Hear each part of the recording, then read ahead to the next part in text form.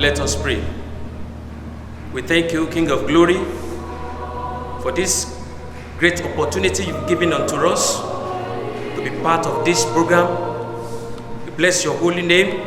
Receive all glory in Jesus' name. Lord, as many that will hear from you, Father, bless them in a new dimension in the name of Jesus. For in Jesus' mighty name we pray. The topic is, you shall reap what you sow. Galatians chapter 6, verse 7, which says, do not be deceived, God is not mocked. For whatever a man sow, that he will also reap. Reaping what you sow is a fundamental principle, an idiom, meaning that your current decision and habit, either good or bad, determines your future outcome and consequence.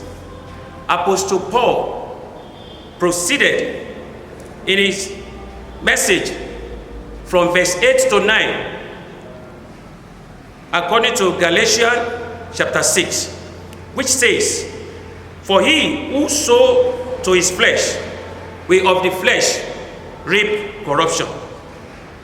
But he who sow to the Spirit will of the Spirit reap everlasting life.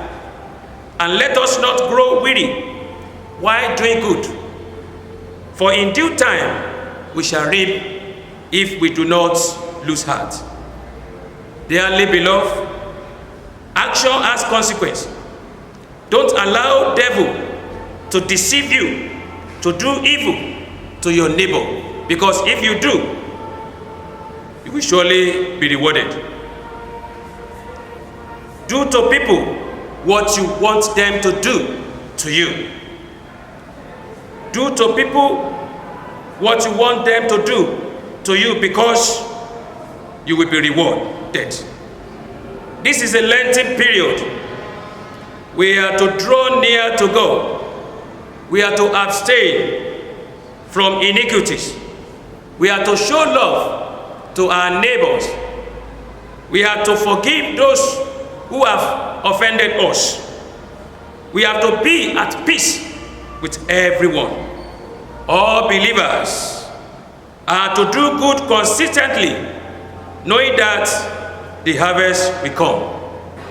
People of God, try to sow for yourself righteousness and reap mercy, according to Hosea chapter 10, verse 12. Because anyone who sows trouble will surely reap trouble, according to Job chapter 4, verse 8. If anyone sow iniquity, he shall reap sorrow, according to Proverbs chapter 22, verse 8a. People of God, since we know that our service and our work